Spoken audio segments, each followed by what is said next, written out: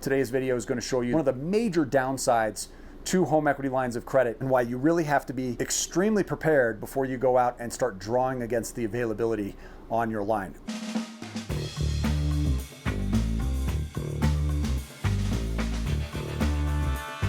Hey, welcome back to the VIP Financial Education YouTube channel, where we help you go further, faster financially while remaining safe in the process.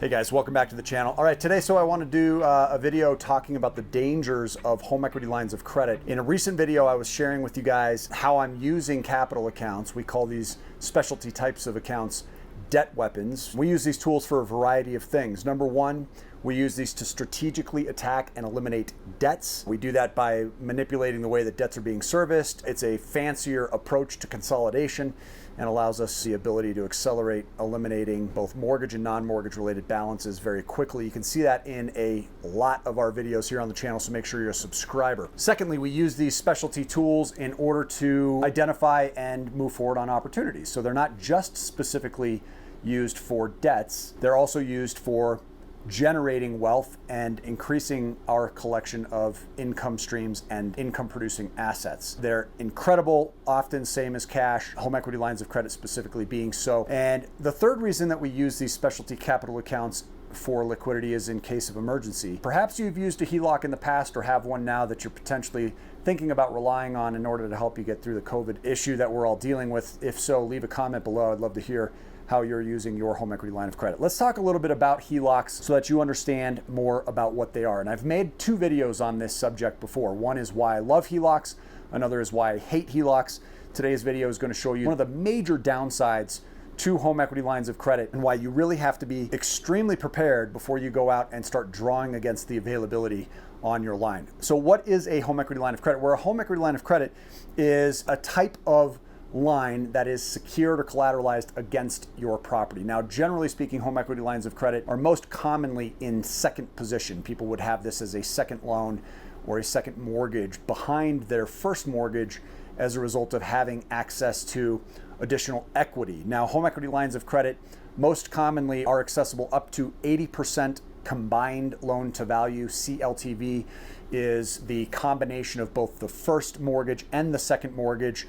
How much of your equity position are you utilizing, or the value of your home are you utilizing? The combined loan to value generally cannot exceed 80%. Now, some lenders, especially even as of late, prior to the coronavirus, where it started constricting the banking underwriting regulations once again, we saw these lines of credit exceeding 80%. Some were going as high as 90 or even 95% loan to value through some of the local institutions in and around the Denver metro area where I was searching. Right now, I'd be surprised if that's the case. Obviously, the higher the combined loan to value on your properties, the more likely that that loan could be involuntarily shut down by the banks at any time. That's called a credit freeze. How does a home equity line of credit vary from a HE loan? Well, a home equity line of credit is generally attached to prime and is a variable interest rate, where a HE loan, home equity loan, is a second mortgage most commonly that is a fixed interest rate. We used to see these oftentimes when we were doing,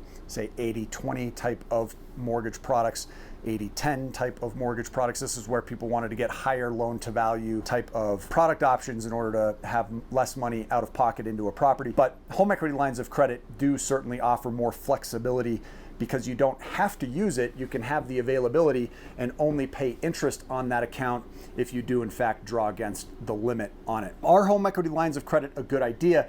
I personally think they're a fabulous tool to have available.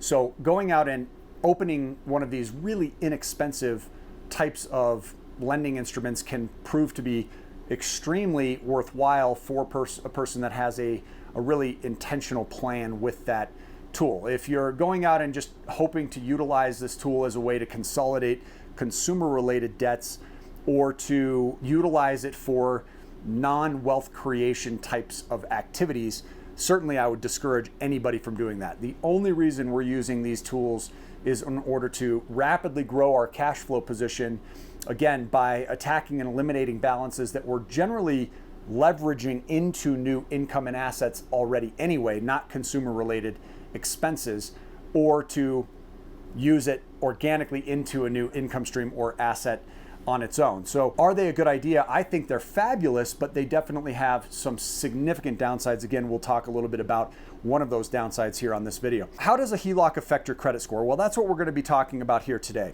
Home equity lines of credit are a revolving type of an account, meaning there is a limit and an availability. And as I draw against the limit and access the availability, I'm able to continue to do that over and over again as often as I repay that home equity line of credit, as long as that home equity line of credit continues to remain open and active. If the bank chooses to freeze the account, if I personally choose to freeze the account, if I choose to close the account, if I refinance the loan into, say, a fixed home equity loan with a new fixed interest rate, then of course I cannot access that limit any longer. But because it has a revolving access to it, much like a credit card does, then it does actually impact my utilization ratio. There's a minimum payment aspect to this that will be triggering a credit decrease. Now, I'm somebody that has studied credit scoring for the past 18 plus years. I was fortunate enough to study under one of the creators of the original FICO credit scoring algorithm. Fair Isaac Corporation is the leading credit scoring model utilized, according to FICO, by 90% of banking institutions, and therefore is the credit score that we should be paying the closest attention to. However, here on this channel, I always recommend people open and maintain a Credit Karma account, which uses the Vantage 3.0 credit scoring model versus the FICO credit scoring algorithm. And those credit scores can vary significantly. Now, the reason I think the Vantage credit score through Credit Karma is worthwhile is because it's a free account. It's also updated every single week. So it helps you keep your finger on the pulse, whereby you have a good idea as to what's happening with your credit scores at any given time. Here on the screen, I'm going to put my current credit scores, as I always do. Okay, I like to be as transparent as possible with you guys.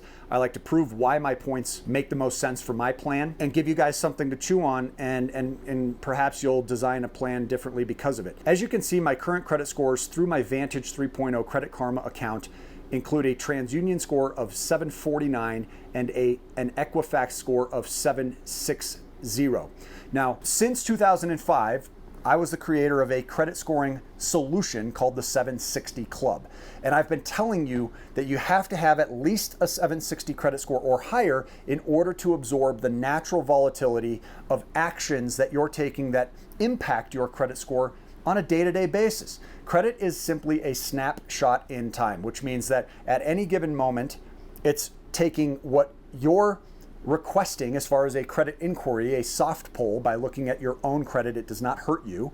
And it's saying here, based on this existing data today, is the algorithm's interpretation of all of the information that's being reported to the credit bureaus, okay? That's true with the Vantage credit score, that's true with the FICO credit score, that's true with every FICO credit scoring algorithm that exists. It's just simply processing that data through the formula and spitting out a score based on that specific data at that specific moment in time. It has no memory of what was there before.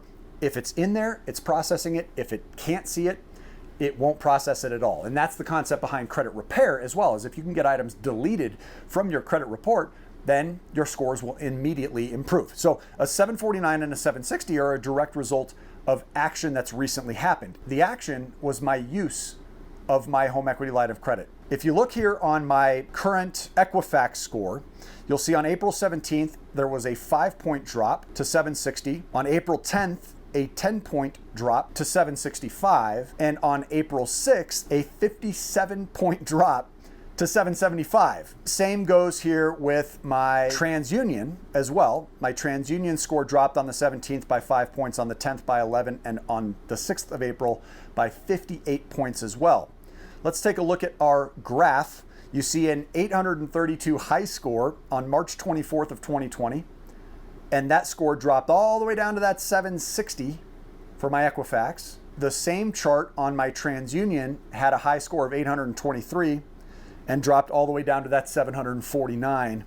So huge drops in credit scores. This is the natural volatility I'm talking about and why you want to have the highest scores possible. Now, in my case, had I been sitting with just the minimum that I recommend here on this channel of a 760 or better, and I had a 75 some odd point decrease to my credit score, I would be below 700 right now.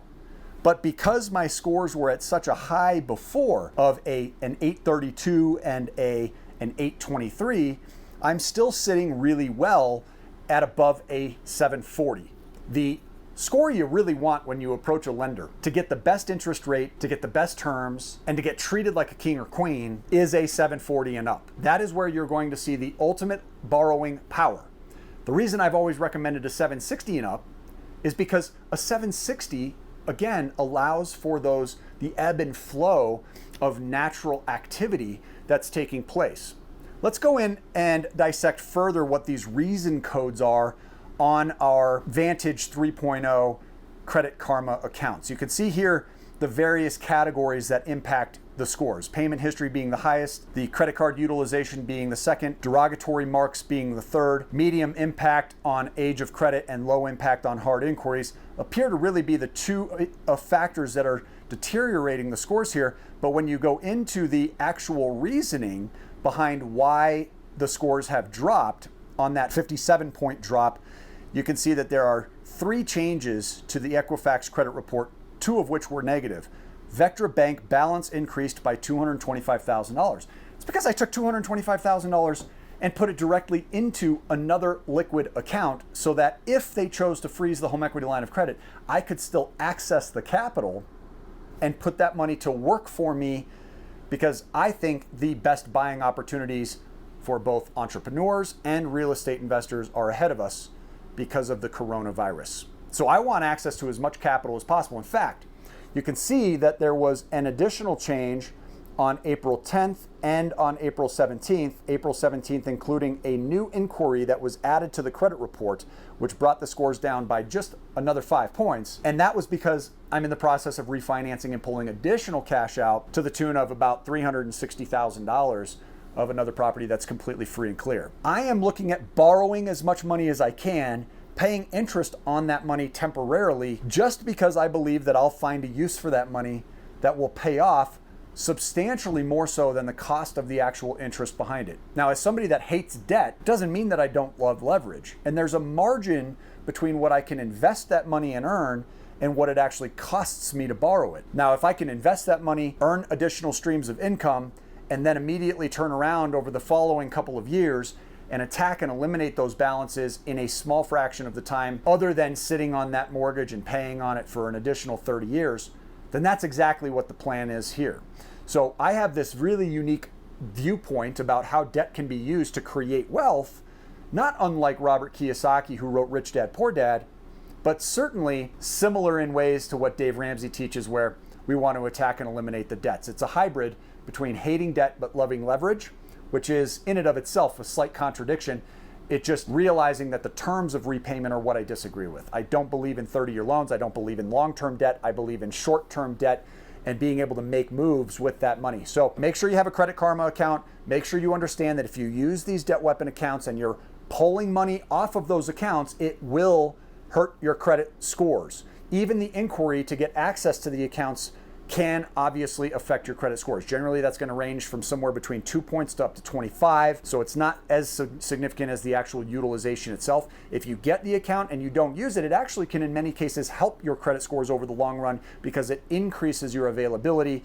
And if you're not utilizing it, then your utilization ratios actually fall versus increase, because you're adding availability without actually taking any of the money off. So I hope this helps you guys understand a little bit more behind the impact. I'm going to continue to keep you updated as we obviously use what we teach here on the channel, so that you can see the repercussions of that, both good and bad. And we'll see you on the next video either way. I appreciate you subscribing to the channel. Drop a like on this if you want to see this stuff firsthand on an ongoing basis. And until we see ya, thank you so much. Take care.